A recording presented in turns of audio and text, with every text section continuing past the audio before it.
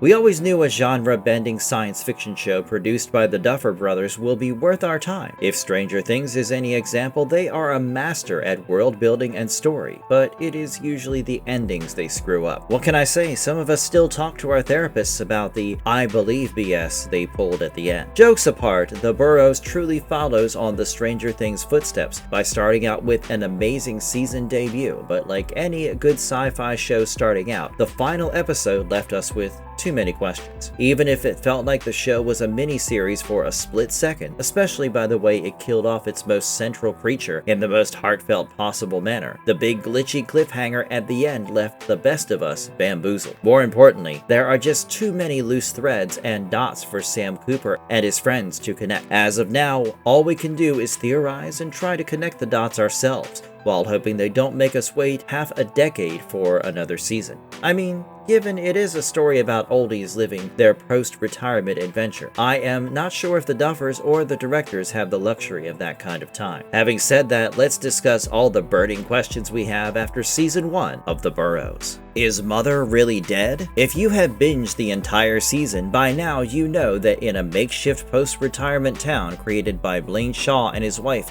Annalise, called the Boroughs, we see a ragtag group of retired oldies risk their lives to unearth the mysteries of the place they chose to spend their golden years in. By the end of it all, Renee Joyce, Judy Daniels, her husband Art Daniels, Wally Baker, and Sam Cooper ultimately chose to protect the creature known as Mother instead of killing her. At first, they believed Mother and her offsprings were responsible for the death of their friend Jack Willard, but the truth turns out to be far worse. The real masterminds are ultimately owners of the Boroughs, Blaine and Annalise Shaw, who have been using the spider-like creatures to drain the residents' cerebrospinal fluid as they sleep at night and feed it to Mother, just so in return the Shaws are able to stay young forever and cheat death itself by drinking the creature's blood. In order to stop them, Wally kidnaps Mother, forcing the Shaws to hunt them down. When they finally arrive at Sam's house, he fights back using a bizarre homemade weapon built from old television sets that fires destructive light beams, completely disintegrating Annalise. Blaine, however, survives the attack, and in a furious and grieving state, he tracks Sam and Mother to a cave where they get into a brutal fight. As Blaine pins Sam down with his hands around his throat in an attempt to kill him, he swears to do whatever it takes to bring his wife back. After taking a rock to smash Sam's head, Blaine cryptically says how he had no idea what Mother was capable of. Apparently, everything accomplished by him could even be undone, or so he claims. We don't pay much heed to that as Mother starts radiating a bright orange light from her entire body, as all her spider-like children join her right before she explodes and obliterates herself and her kids in the hope that nobody can take advantage of them ever again. Now, given that Blaine did mention how everything can be undone in the Boroughs, we definitely have cause for worrying. For one, Mother's remains are still very much intact. After the explosion, Mother, her children, and Blaine turn into burnt corpses instead of just evaporating like Annalise or Ernest did. There is also the fact that some of the people employed by the Shaws in exchange for a portion of Mother's blood are still very much alive, which all brings to the conclusion that in some inexplicably supernatural way, Mother or Blaine are not really dead. Instead of seeing events in a straight line, she appears to exist out of normal time altogether. And in a way, I think Blaine hints that she may even have the power to alter reality itself. Having said that, I don't know how, but it seems like Season 2 will definitely see how Blaine resurrects himself and then brings Mother back from the dead to force her into bringing back Annalise from absolute nothingness. I just know this is not the last we have seen of either of them. What or who is Mother? Well, that is definitely the most asked question about the show, especially because even Mother had no idea what or who she was. Or at least, that's what the Duchess told Sam. You'd think a humanoid creature with incredible powers like hers would have all the answers. But all we know about her origin story is that back in the spring of 1949, a local miner named Marcus Shaw who we now know as Blaine, discovered a strange egg buried deep underground. When this egg eventually hatched, the creature inside, who would later be known as Mother, changed everything. At some point, Marcus learned that drinking Mother's blood could keep him healthy and stop him from aging. Not long after, a mysterious tree began growing where the egg had been found, and while some details are kept hazy, we know that the fruit from this tree seemed to have the same anti-aging properties as Mother's blood. But the catch here is that Mother needed a constant supply of cerebrospinal fluid to survive. That demand became even greater after she started giving birth to her terrifying spider-like offspring. You know, those lanky creatures with gray skin, oversized eyes, razor-sharp teeth, and 4 legs that moved like a praying mantis. Realizing they needed a permanent source of victims to feed Mother and her children, Marcus and his wife Annalise founded the Boroughs in order to disguise it as a peaceful retirement community, while secretly using its older residents as a steady food supply. During the day, Mother's children are kept hidden underground inside a maze of man-made tunnels beneath the Boroughs. But once night falls, the creatures are released to prey on the community's elderly residents so they can drain their cerebrospinal fluid to feed Mother. In fact, that is not all. To keep his immortality a secret, Marcus Shaw spent decades pretending to be his own descendant, eventually adopting the identity of Blaine. At the same time, Mother herself continued to evolve because apparently, the more brain fluid she consumed, the more human she started to look, thus slowly transforming from an otherworldly creature into something disturbingly close to being a humanoid being. Apart from that, the series also reveals that Mother can communicate telepathically with certain people, particularly those whose minds are fractured in some way. Sam, who was still consumed by grief of his dead wife Lily, and the Duchess, whose dementia left her mentally drifting through different moments in time, were both able to connect with her on a deeper level. The most popular theory as of now is that Mother may be an alien, and it is also the easiest answer because it could be possible that the egg that Mother was hatched from arrived on Earth on a meteorite that could have crashed right into the desert and stayed buried until the Shaws found it. On another note, it could also be a spider's egg that was exposed to the radiation and then affected by it because according to the timeline, during that decade, the deserts of New Mexico were extensively being used as a ground for nuclear tests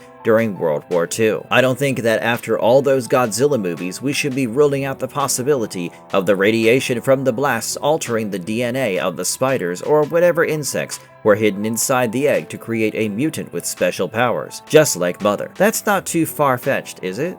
Why did Sam glitch at the end? So after Mother passes away, nothing happens to Sam, even though he was in the same blast radius as Blaine. In fact, as a way to show her gratitude, Mother used her powers to let Sam spend a few seconds with his deceased wife, Lily. Even though we don't know how that could be possible, we know that Mother didn't perceive time linearly, so it is possible that she helped transport both Sam and Lily's consciousness to the time before the latter's death. In doing so, both of them knew what was about to happen, and they got to relive their last memory together on a happier note. Having said that, by the end of the Boroughs, Sam, Claire, Neil, Judy, Wally, Art, Haz, and Renee were seen having dinner together at Sam's house, which had been miraculously renovated. Claire then pointed out that the injury on Sam's head was leaking, and when he went into his bathroom to fix that up, Sam began glitching. He somehow didn't care for it, as he went back to the dinner party right after. Now, I think Sam was imbued with Mother's powers during the explosion, or that a part of her might live on inside him, which is why he was glitching. Apparently, there is a lot in the show about signals and transmissions, which is basically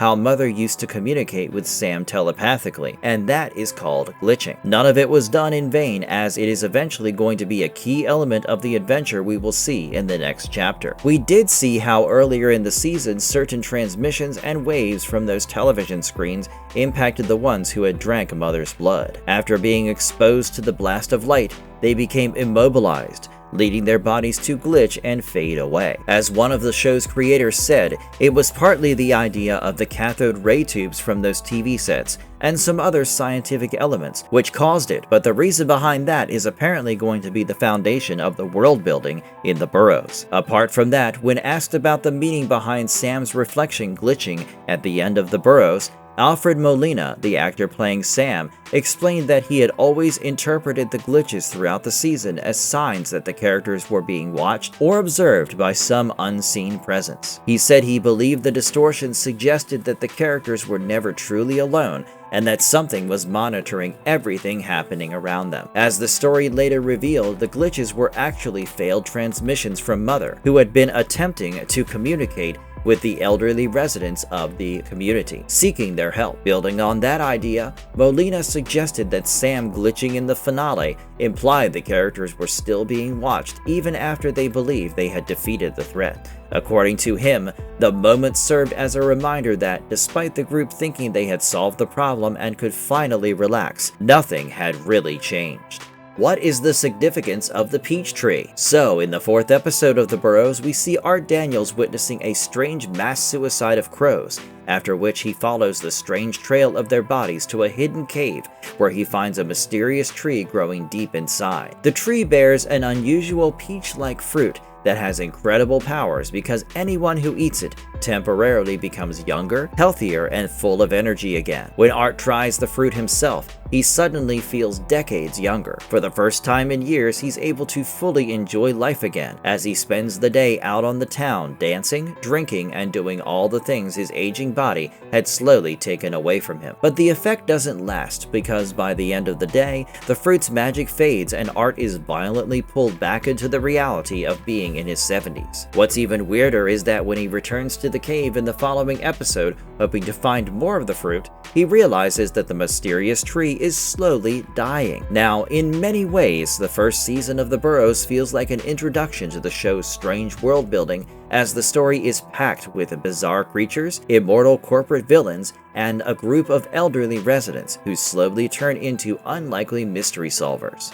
Among all of these elements, the mysterious Cave of Wonders and its magical tree stand out as some of the show's most fascinating unsolved mysteries. Besides Art's experience with the tree, the series intentionally keeps the tree and its origins largely unexplained. Turns out, show creators Jeffrey Addis and Will Matthews reportedly developed a deeper backstory for the tree, but chose not to reveal it so early. Instead, they decided to save those answers for potential future seasons because everything surrounding the tree is connected to the larger mythology of the show. Even without clear answers, we know that the tree's ability to restore youth closely mirrors Mother's powers, since her blood also keeps the Shaws alive and prevents them from aging. The cave itself also appears to play a major role in the character's life cycle, acting as both their point of origin and their final destination.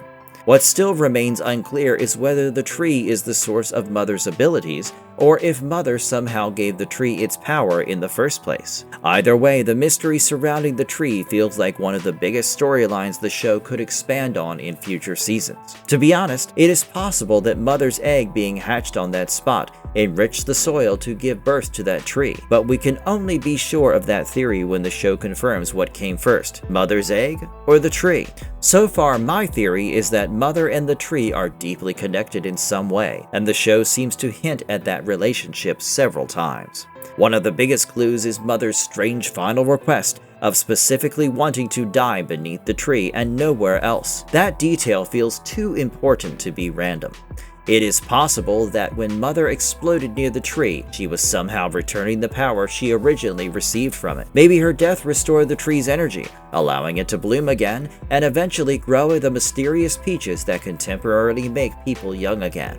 Right now, the show leaves a lot of questions about this tree unanswered, but it definitely feels like the peach tree is tied to the larger mythology surrounding Mother and the creatures.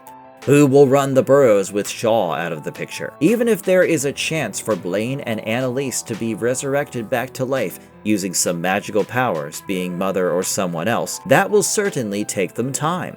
With most of the staff either dead or gone, who will not take up the reins of the Boroughs? I mean, these elderly residents are definitely not going anywhere.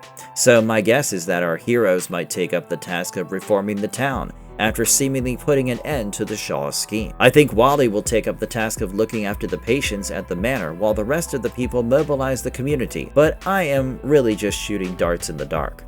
Maybe new owners of the town will come in as next of kin or something. Anything is possible at the moment. Will there be any time traveling in the future? The Boroughs handles the concept of time very subtly, and by the time episode 8 of The Boroughs ends, the lingering final shot of the star-filled night sky raises possibilities about whether the story is hinting at something alien, supernatural, or even tied to time travel. However, according to co-creator Will Matthews, the show's ideas about time are less about science fiction and more about the emotional experience of grief. He explained that grief can be so overwhelming and disorienting that a person could feel emotionally and psychologically trapped between different moments in time at once, almost like a kind of time traveler. Matthews said this concept initially shaped the story of the show's main character and gradually expanded into the series' larger mythology. At first, the show approached these ideas through emotion and perception rather than outright magic or metaphysics. But as the story progressed, it slowly began moving into more supernatural territory. Plus, one of the central themes in The Boroughs is the question of how people choose to spend the time they have left. According to co-creator Jeffrey Addis, the creative team paid especially close attention to two scenes in the finale. First is the confrontation between Blaine and Sam in front of Mother inside the underground chamber, and then we have the emotional moment where Sam reunites with his wife in his mind. Addis hinted that every line and detail in those scenes was carefully chosen,